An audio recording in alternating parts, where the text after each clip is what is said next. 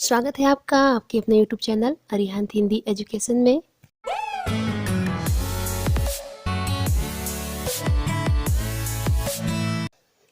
आज आप लोग कक्षा 10 में संस्कृत विषय के अंतर्गत गीतामृतम यानी गीता का अमृत षष्ठ पाठ का हिंदी अनुवाद देखेंगे। तो आप जब भी मेरी वीडियो देखिए अपनी किताबें खोल लीजिए और किताब में देखिए आपके थोड़ा सा हिंदी में इसका सारांश दिया हुआ है, तो आप इसे भी पढ़ लेंगे। तो चलिए पढ़ते हैं। प्रस्तुत श्लोक श्रीमद् भागवत गीता से उद्धृत है। गीता महर्षि वेद व्यास द्वारा रचित अनुपम ग्रंथ महाभारत के 700 श्लोकों का संकलन है। वासुदेव श्री कृष्ण द्वारा अर्जुन को दिया गया निष्काम कर्म का उपदेश ही प्रधानतया ग्रंथ का प्रतिपाद्य विषय है। समस्त उपनिषदों की सारभूत गीता भारतीय दर्शन की अमूल्य निधि है। भगवान के गुण प्रभाव और मर्मों का वर्णन जिस प्रकार गीता में हुआ है उस प्रकार अन्य ग्रंथों में नहीं। इसमें एक भी वाक्य सदुपदेश से रहित नहीं है। यह भारत के आध्यात्मिक ग्रंथों की परिणति है, जिसके लिए स्वतः वेद व्यास ने कहा है, गीता सुगीता कर्तव्या किन्मये शास्त्र विस्तरय, अर्थात गीता का अभ्यास मनन और गायन करना चाहिए। अन्य विस्तृत शास्त्र चर्चाओं से क्या लाभ। तो इसका परिचय आपने प्राप्त कर लिया कि ये सारे उपनिषदों का सार है और यह भारतीय दर्शन की अनमोल निधि है। और इसके अंतर्गत 700 श्लोकों का संकलन किया गया है, यानी गीता में 700 श्लोक हैं और यह श्री कृष्ण द्वारा अर्जुन को दिया गया था कुरुक्षेत्र के युद्ध में। और इसमें निष्काम कर्म करने का ही उपदेश इसका मुख्य विषय है। इसमें भगवत तत्व संबंधी ज्ञान का जितना विशद विवेचन किया गया है उतना अन्य किसी ग्रंथ में नहीं है। इसका एक भी श्लोक ऐसा नहीं है जो ज्ञान से रहित हो, उपदेश से रहित हो। गीता में कुल 700 श्लोक, जैसा कि अभी हमने बताया 700 श्लोक हैं और 18 अध्याय हैं। अब हम श्लोकों का हिंदी अनुवाद देखते हैं। आप जब भी इस श्लोक का हिंदी अनुवाद करेंगे संदर्भ जरूर लिखेंगे। इसका संदर्भ होगा गीता महाभारत के 700 श्लोकों का संकलन है। यह श्लोक इसी ग्रंथ से हमारी पाठ्य पुस्तक संस्कृत पद्य विभूषण में गीतामृतम शीर्षक से संकलित है। इस श्लोक में श्री कृष्ण अर्जुन को निष्काम कर्म करने का उपदेश देते हैं। अब इसका व्याख्या देखिए। कृष्ण कहते हैं, कर्मण्ये वाधिकारस्ते मा फलेषु कदाचन मा कर्मफल हेतुर्भूर्मा ते संगोस्त्व कर्मणि। कृष्ण कहते हैं अर्जुन से, हे अर्जुन, तुम्हारा अधिकारस्ते यानी तुम्हारा अधिकार मात्र कर्म करने से है। मा फलेषु कदाचन, कदाचन मतलब कभी नहीं, उसके फल की प्राप्ति में कभी नहीं है। इसलिए माँ कर्म फल हेतुर्भूमा यानी उसके फल की प्राप्ति में कभी नहीं, इसलिए कर्म फल के हेतु मत बनो। अर्थात तात्पर्य है कि कर्म पर ही तुम्हारा अधिकार है, इसलिए निष्काम भाव से कर्म करते रहो। अब आगे का श्लोक देखते हैं। योगस्थः कुरु कर्माणि संगम त्यक्त्वा धनंजय सिद्धय सिद्धयोः समो भूत्वा समत्वं योग उच्यते। अर्थात कृष्ण आगे कह रहे हैं, हे अर्जुन, योगस्थ सिद्धयो यानी सफलता और असफलता में, इसका अर्थ होगा सफलता और असफलता में। योगस्थ अर्थात योग में स्थिर होकर, सम का अर्थ होगा समान बुद्धि वाला, उच्यते मतलब कहा जाता है। और धनंजय अर्जुन को कहा है श्री कृष्ण ने। श्री कृष्ण कहते हैं, अर्जुन, फल प्राप्ति की आसक्ति को छोड़कर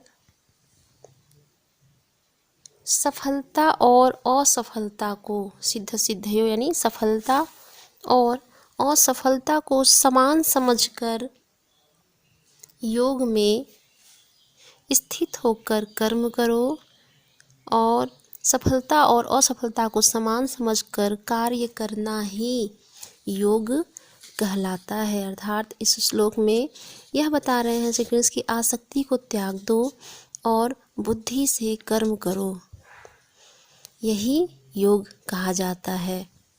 अब आगे का श्लोक देखते हैं। नियतं कुरु कर्म त्वं कर्म ज्यायो ह्यकर्मणः शरीरयात्रापि च तेन प्रसिद्धयेद कर्मणः। इसके कठिन शब्दों का अर्थ देखिए। नियतम, नियतम का अर्थ होगा निर्धारित, कुरु, कुरु का अर्थ होगा करो, त्वम, त्वम का अर्थ होगा तुम, ज्याय, ज्याय का अर्थ होगा श्रेष्ठ है, हकर्मणम इसका अर्थ होगा कर्म न करने से, शरीर यात्रापि अर्थात शरीर निर्वाह भी, प्रसिद्ध येद इसका अर्थ होगा पूर्ण नहीं हो सकता। इस श्लोक में कर्म को जीवन के लिए आवश्यक बताते हुए श्री कृष्ण आगे कहते हैं। श्री कृष्ण अर्जुन से कहते हैं तुम निर्धारित, नियत मतलब निर्धारित कर्म करो और अपने कर्तव्यों का पालन करो, क्योंकि कर्म न करने से कर्म करना अधिक श्रेष्ठ है। तुम्हारा जीवन निर्वाह, शरीर यात्रा यानी तुम्हारा जीवन निर्वाह भी सिद्ध नहीं हो सकता। तात्पर्य यह है कि कर्म के बिना जीवित रहना ही असंभव है। अतः हे अर्जुन, तुम कर्म करते रहो, तभी तुम्हारे शरीर की यात्रा सिद्ध होगी, सफल होगी। शरीर यात्रा मतलब तभी तुम्हारा इस संसार में जन्म लेना सार्थक होगा। अब आगे का श्लोक देखते हैं।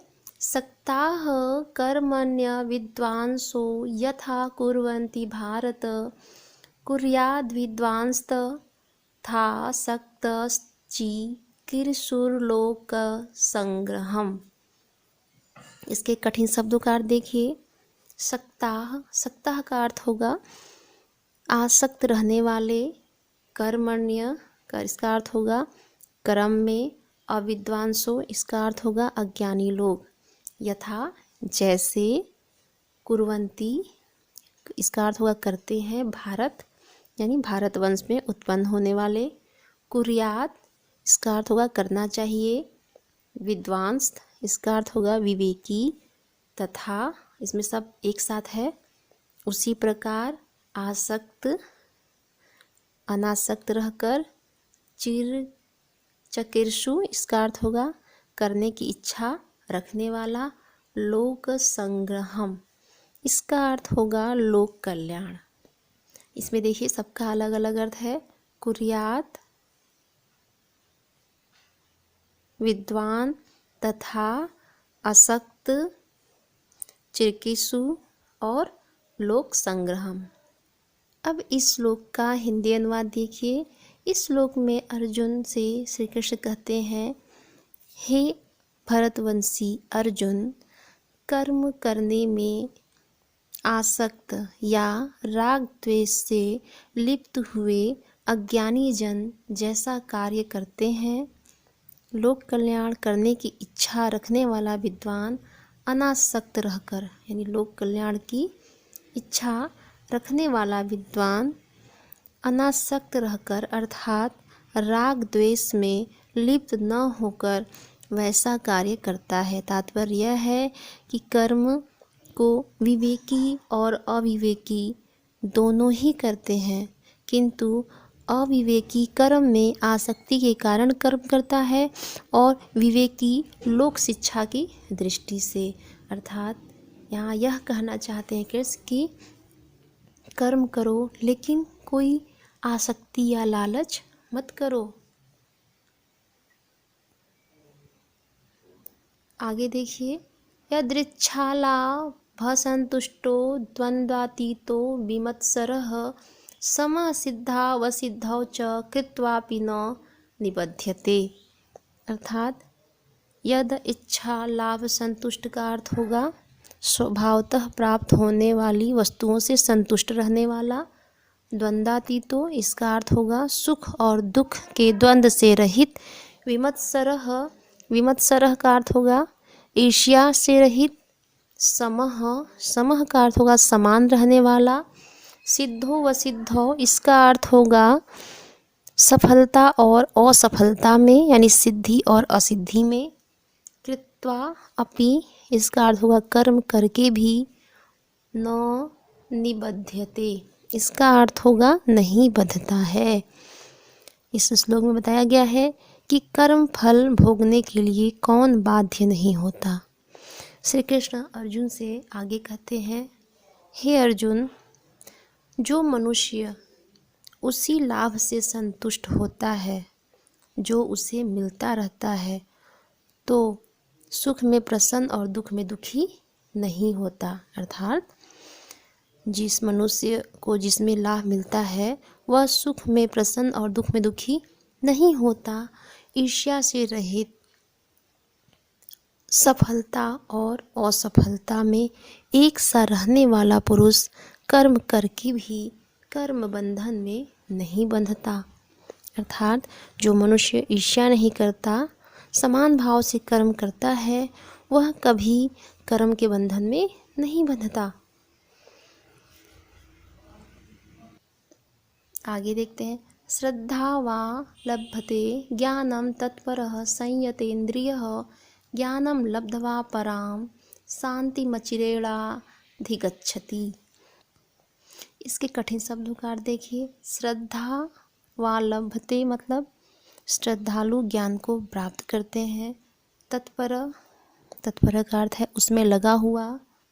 संयतेन्द्रिय, संयत इंद्रिय का अर्थ हुआ इंद्रियों को बस में रखने वाला। ज्ञानम, ज्ञान का अर्थ हुआ ज्ञान को लब्ध्वा मतलब प्राप्त करके। पराम शांति मतलब अत्यधिक शांति। अचिरेण, चिरेण का अर्थ होगा शीघ्र ही।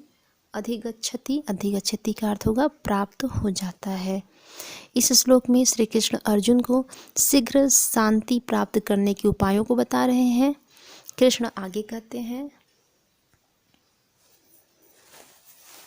श्री कृष्ण अब अर्जुन से कह रहे हैं कि जो मनुष्य श्रद्धालु हो, सदैव ज्ञान प्राप्त करने के लिए तत्पर हो, तत्पर मतलब लगातार ज्ञान की इच्छा रखता हो, और अपनी इंद्रियों को वश में करने वाला हो, वही पुरुष ज्ञान प्राप्त करता है और ज्ञान प्राप्त करके परम शांति को प्राप्त कर लेता है। अर्थात जो मनुष्य ज्ञान प्राप्त करने की इच्छा रखता हो और अपनी इंद्रियों को अपने वश में कर लिया हो, वही ज्ञान प्राप्त करता है और उसे ही शांति प्राप्त होती है।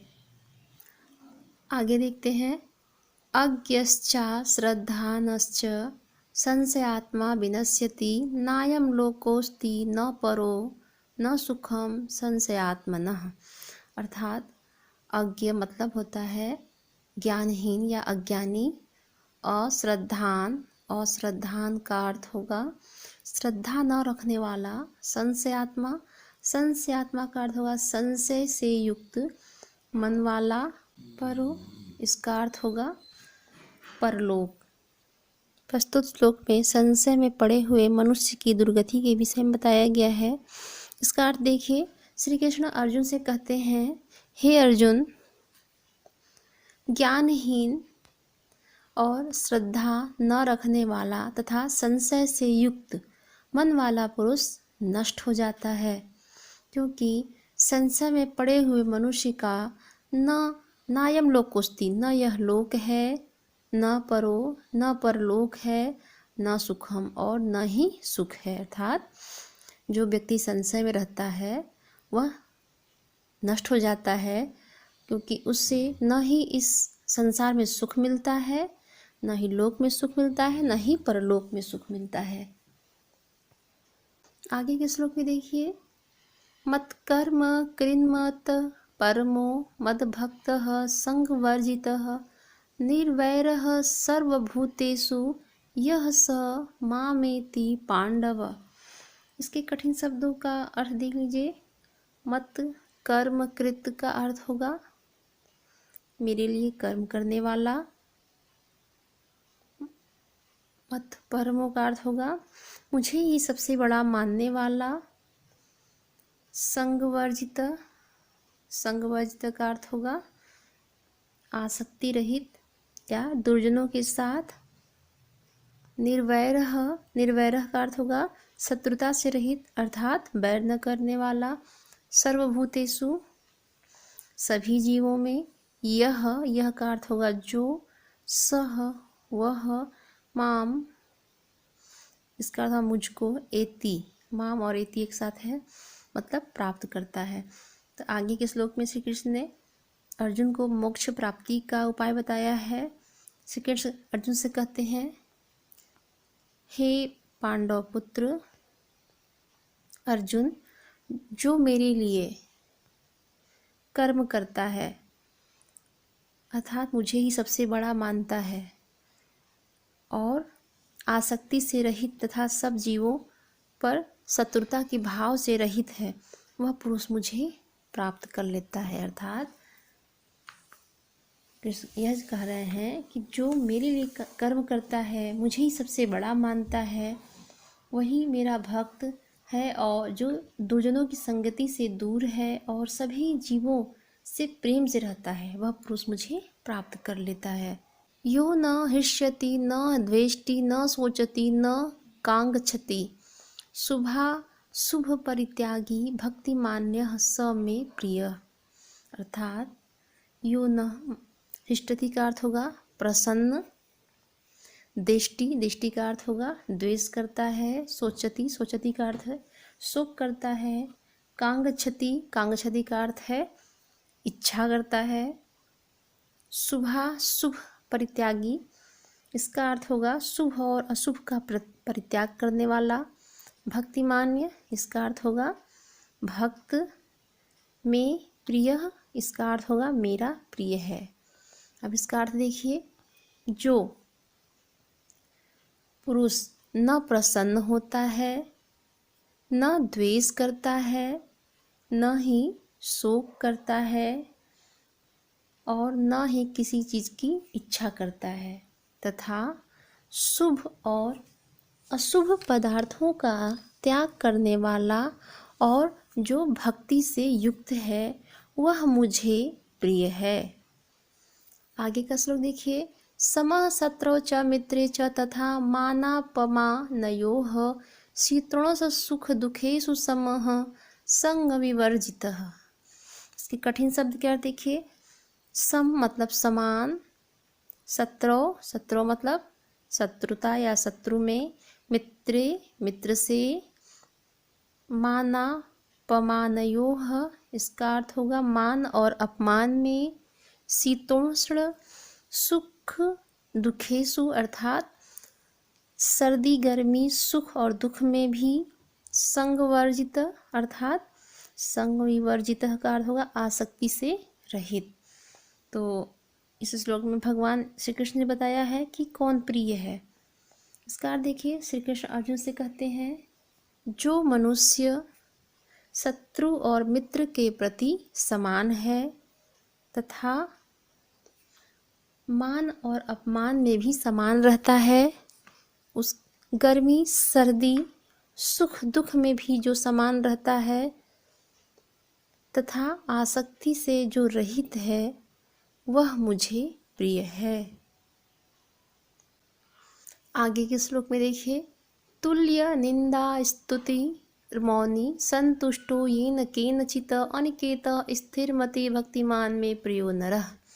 अर्थात इसके कठिन शब्दों का अर्थ देखिए, तुल्य निंदा स्तुति अर्थात निंदा और प्रशंसा को समान समझने वाला, मौनी मौन रहने वाला, संतुष्टो संतुष्ट रहने वाला या प्रसन्न रहने वाला, अनिकेतः अनिकेतः का अर्थ होगा जिसका कोई घर नहीं हो अर्थात बिना घर वाला या गृहहीन, स्थिरमति स्थिरमति का अर्थ होगा स्थिर बुद्धि वाला। अब इसका अर्थ देखिए, कृष्ण आगे कह रहे हैं, जो मनुष्य निंदा और स्तुति में समान रहता है, संतुष्ट अर्थात मौन रहता है, यानी जो कुछ मिल जाए उसी में संतुष्ट हो जाता है, गृह विहीन यानी स्थिर बुद्धि वाला और भक्ति से युक्त मुझे प्रिय है। अर्थात तात्पर्य यह है कि जो मनुष्य अपनी निंदा सुनकर भी दुखी नहीं होता, प्रशंसा सुनकर आनंदित नहीं होता, वाणी पर जिसका संयम है और जो कुछ भी उसे प्राप्त हो उसी में वह संतुष्ट हो जाता है और अपने घर का त्याग कर देता है तथा स्थिर बुद्धि वाला होता है, वही मनुष्य मुझे प्रिय है।